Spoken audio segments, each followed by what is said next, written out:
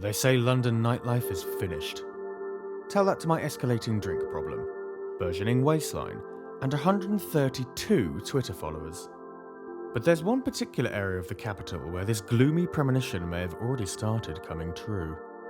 An utterly pintless hellmouth of industrial estates and monotonous student housing twixt Acton and Park Royal, a never region I'm going to christen Soberton. Except, hidden down an alleyway next to this waste management facility lies the Shamrock Sports and Social, an unusual Irish booze fortress located right in the heart of Soberton, bravely holding out against the priapic skyfly of Barrett, Berkeley and Balfour Beatty. What's it like to get on it in the only drinking establishment within a mile radius? I'd arranged my visit for St. Patrick's Day, but due to an unfortunate calendrical error, had found myself there on the 18th. From the outside, the Shamrock is surely one of the strangest looking boozers in the country. A bit like if someone tried to build a primary school on the terrace of a non-league football stadium.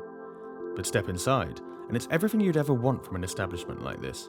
Inviting and comfortable, with some gorgeous low-lying wooden beams, and the vague threat that a barn dance could break out at any moment. For interiors, it gets a spooky, liminal 7. The pub acts as a clubhouse for the soccer and GAR teams that play on the adjacent pitches, and as such, usually nurtures a rowdy ambiance of live sport, live music, and live athletes. But with only Mr. Woofles around to keep me company, tonight felt a little like drinking in the cabin from The Evil Dead. Still, at least there were plenty of hurling sticks to hand if I did need to scull any zombies, and for that, it scores a 7. Unsurprisingly, the Guinness here is excellent, and what's this? I didn't have to wait 15 years with my nose pressed into some city boy's musty gilet to get it. However, the pub does lose some marks for having the lager selection of an Essex A Road pub from 1994. For drinks, it scores a 6.5.